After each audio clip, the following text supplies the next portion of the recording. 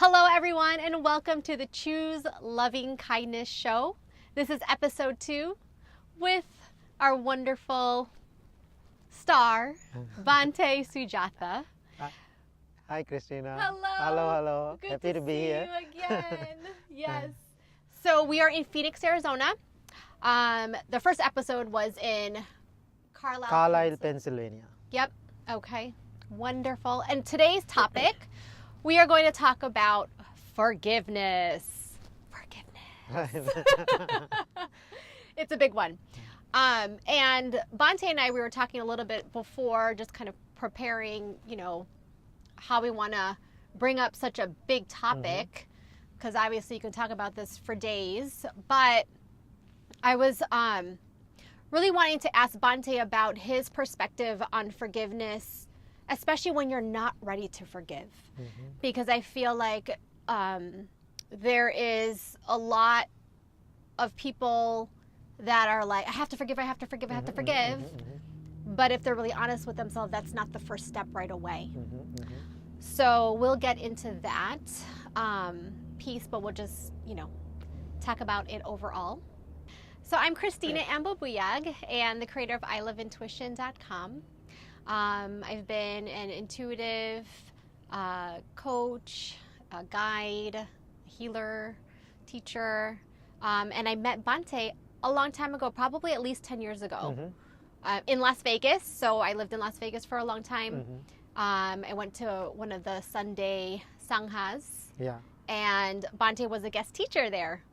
And that's how we met. So we've had a really good friendship for a long time. And Bhante's been like a mentor, a teacher, a good friend. And so I'm excited to bring this conversation to everybody because Bhante has so much wisdom around forgiveness. And it's a big topic. So let's dive in. Yeah, so thank you, Christina, doing this, the episode. This is the second one after Pennsylvania one. So I can see this whole word about the forgiveness is a big deal in the Western society now. What I listen to this word forgiveness, it has a strong religious connotation in the Western religious experience. So maybe God will forgive you. And so it is so powerful word in the Western experience, Western cultures. And also I was digging into a little bit more information about the word forgiveness. The word coming from pardon, the English word pardon. The Latin word I found is called the perdonare or something like that, the way I pronounce it. So then later is pardon become forgiveness. Okay, so that's how the word forgiveness came to the reality. And also when I check the dictionary about the word forgiveness, it's very interesting how dictionary define it.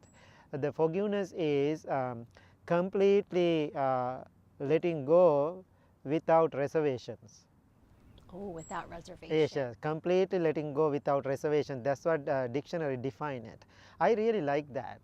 And also sometimes people asking what is the Buddhist approach about the forgiveness. I can see the closest word I can find for the Buddhist teaching, Buddha's wisdom, patience, and also self-loving kindness. Those are the words I can find for the closest word for the forgiveness in the Buddhist teachings. So why people keep telling very difficult to forgive somebody, that means they are wounded. Their minds are wounded with somebody in the society. It can be any relationship, husband or wife, girlfriend or boyfriend, or co-worker, any friend. We have some difficult experience in life, we feel hurt. Right. So after you feel hurt, then you are disappointment because of your expectation, then very difficult to let go that heal that wounded part of your life. So I can see sometimes people are carrying this anger and disappointment into their life. Sometimes they are changing their states, going this city to next city because of that hurt, but still problem is there. So when we talk about the forgiveness, what can I say? Whatever other person did to you or me, I don't appreciate that. But after I hurt myself, that means I have job to do, not other person. If I say very difficult to forgive that person, I'm always asking, where is the problem? Okay, Okay, did you where's hear the that? problem? Where's the problem? That's what I'm always asking. When I say very difficult for me to forgive you, that means where is the problem? Problem is in me. So that means I have to learn, I have to take the responsibility, whatever I'm holding and clinging according to that experience, how I'm going to let go completely that experience. Not forgetting. I remember whatever happened, but that hurt part in my mind, how I am going to taking care of that part. Yeah. Any thoughts? Yeah. So I like the question of where's the problem, Right. right? Because I think that what happens is we are hurt, something happens to us, and we put a lot of energy on blame. The other person, they did this, that, the other thing, when a situation could be like 10 years ago. Exactly. Right? The situation is the same. So I can see the when people have that problem to forgive somebody, what they are waiting for, the person who did something wrong to you, we are expecting one day that man or woman come to you and kneel down in front of you and bow to you. I am very sorry what I did to you. I am asking forgiveness. That's what people are waiting for. I am always reminding people, telling people, good luck, never happened. It's never happened, those things, right? And so that means, how about you are putting energy to yourself? See why I feel hurt myself, look for the root of the problem, and so they take the root out. So if I have that person every day, I have to interact with that person everyday life. After something happened, definitely I will walk away from that person's life. But if I walk away from that person's life, still I have the problem. But in the beginning, walk away is a good thing. We need some space and time to fix ourselves. But then after that, take the responsibility. I created this pain in my life. I cannot put the responsibility for somebody else. I am going to heal myself. Yeah. So in that, that discussion, loving kindness, self-loving kindness, self-caring, come to the reality, come to the practice. Right. So if somebody is really hurt and okay, let's say that they are trying to take responsibility, right? So they're like, all right, I'm going to choose myself. I'm going to choose to focus on me. I'm going to choose to start to forgive. But they're not quite there yet. What if they're angry still? What would you say to that? So if you are really angry, don't feel bad. That is the way it is. First, you have to feel, yes, I am angry, accept that. No need to pretend I am not angry. Yes, I am angry with you. That's totally fine. Honor that anger. Yes, that's a human condition too. We all get angry. So that means first you are taking the responsibility. Yes, I am angry. That's the first step for your healing. Sometimes people pretend, everything is okay. Everything is not okay. So that means we have to be realistic. Yes. To accept. And also this whole forgiveness part is not the one day or one night thing. It is a process. Because to get into that place, so many years, you build that connection with that person, live with that person, deal with that situation, do lots of work, maybe the business partner. We have a long history with that person.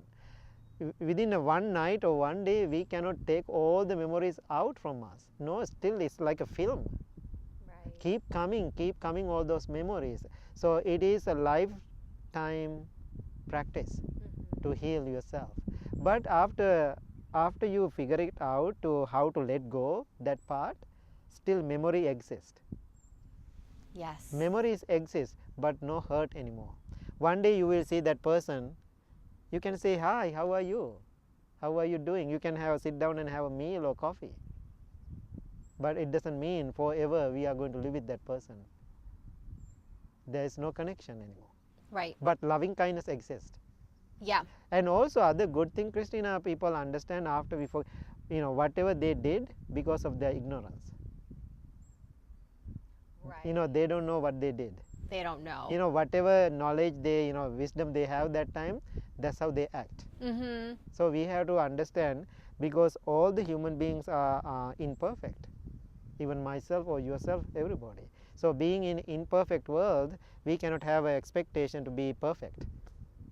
Yes, and I think that's another piece of the responsibility, where we're expecting someone to uphold a certain way, and when they fail in our eyes of what that expectation is, then we're hurt. Right. So it is important to not deem everybody perfect, or keep them at such a specific regard in which that we feel like, oh, they did this to me. Right, exactly. But I also want to say to that too, because I think that's important, where you were talking about the way the person acts. It's like they didn't know, and at the same time, it still doesn't make them right either. Exactly. Yeah, so I think that's another thing that because I think people think, oh well, if they don't know, then it's okay. No, it is not It's okay. not- No, yes. it is not okay. That's important. Right, that's very important. It is not okay. We don't appreciate that. If you have a possibility to go and talk and educate that person, you are a good person. That's why in the Buddhist wisdom, we don't have permanent sinners. Right? Permanent sinners. Every day we cannot say you are the permanent, the sinful person. No. Right. So one day after person realize I did something wrong, he can be better or she can be better again. Yes. Right? So that means we are insulting or we are criticizing action, not the person. Oh, I like that. Not the person. That's If so a person powerful. has a possibility to make his or her life better again, but we can criticize the action. I can say, Christina, you are a wonderful person, but what you did is wrong. That means we are really not neglecting that person. I am giving my full attention and kindness to that person. Still there is a possibility. Yes. So and other thing, when we talk about the forgiveness, how we are going to taking care of whatever burden, that heaviness we have in our heart, it is a process. And also we have to understand we are carrying like full of garbage. We have to label it as a garbage. So why you are keeping the garbage in? That whatever happened with a person in your life, maybe that person living in another country now, maybe he or she has a good life now, but holding that garbage in my life 10 years, maybe 15 years, I am suffering from that. So if you really understand what I am holding and clinging inside me, it's a garbage. If you recognize it's garbage, then lovingly, that's very important, lovingly you are taking out the garbage. Why I say it's lovingly? Garbage turn into compost too. Okay, so there's a way garbage otherwise people get angry with the garbage. Oh, garbage is bad. No, garbage turn into compost. That's a good thing. Yeah. So lots of areas to understand about this whole mind game. Yeah, and I like that you brought up the action versus the person. And because what happens there is that you still create space for healing and growth and newness that can happen, whether you want the person in your life or not, right? But when we add to that, oh, this person did this, or this situation happened, and that person is bad forever, it doesn't give ourselves room, and it doesn't give the person room to create a new life. For themselves. So what I am suggesting for people, if you really feel hurt, it is a new situation, new wounded mind, if that person is around, try your best to separate. Walk away for a while, apart, and that allow that space to both of those people to heal Yeah. and work on themselves. Otherwise, every day we are sitting in front of that person every single day. That means you have a wound, we are keep poking it. Keep poking it. We need that time and space to go and heal. Then we can think as a new person. Right. Then after you heal, then you can come back maybe one day like a saint. You can help that person too. I healed, now your time to heal. Right. I am going to help you. That's why I call the great compassion and loving kindness toward those people. I have so many memories like that, some annoying and difficult people in my life, being a monk even. So what I did, first I walk away from them, separate my life from those lifestyle. Then I start to work on myself. Now I meet those people all the time. Right. But still I have the memory, but that memory exists but not activated. Yes. It's like a dead volcano. Yeah. Right? It is Yeah. dead, but still I can see the ruins are there. Yeah. Burnt rocks or burnt lava, everything is there, but it is not active anymore. Yeah. So that's how I feel about those challenging people in my life. So walk us through some steps then about like that you said, okay, so if I give myself some space, I'm going to do what first? So first one is give some space. Walk away from the situation temporary, not forever. Why I am telling that, there is no place to run away and escape, because wherever we go, then you make another condition exactly like that. So why you are separating from that specific situation, then you have to heal. That's the first one. Then you have to look for the root. You hurt. Who created this problem? He or she created that, or I created my own, reacting to the situation. So then you have to take the responsibility of that. And also then you have to look at other person. The third one, look at the other person. Other person did it because of their ignorance. If they know better, they never do this. They don't know whatever they are doing now. So they did it because of their ignorance. Then you are looking at that person as a human being with little compassion. If he or she has a real good wisdom about it, they never do this. Then little by little you have to learn and see the roots and healing yourself, practicing self-loving kindness towards yourself, and see whatever you are holding inside you as a garbage. As a garbage. So then if you see garbage, then if you see the stinky or smelly, and you can take it little by little out. But it is very slow progress. You have to be patient with that. Yeah. If you could do that, why I am telling this, I did it. I experienced it. I got the benefit from it. I am telling the world now, you can do it too. Yeah. Yeah. Absolutely. Yeah, and that's it's, forgiveness is super powerful, and at the same time, it's work. Yeah, it's There's lots of work. It's a lot of work. It's a process, as Bhante was saying, and we have to be kind to ourselves through that process. That's it. That's it. We have to be so kind and compassionate to yourself in that process. Yeah. So why it is a big deal, this whole word forgiveness, we are waiting to world will come and taking care of that. That's what we are waiting for. That is the world conditioned mind. But the way I understand, I was expecting that too many years in my life. Then I realized it's so painful experience. Wherever I go to so many beautiful places and island in the world. Still that pain is I'm holding in my head. I cannot enjoy that beauty in that place. Yes. So then that means lots of work I have to work with myself, my journey, not with other people. So that's why I'm always reminding people, when you turn into a spiritual practice, we have to be selfish. In a good way. Right. We have to be selfish. Why? Other people can guide you a little bit, but 99% work you have to do. Yeah. Absolutely. Yeah. I think this is That's good good. enough information, right? Yes, Yeah. That's good. So that I like that. It is, because it's forgiveness is a spiritual practice, and it's important that we're kind and we're loving and we give ourselves space. Space, yeah, that's it. And no due date Right, for when that right, forgiveness exactly. is gonna be. You know, I'm always done. right. It is slowly is holy.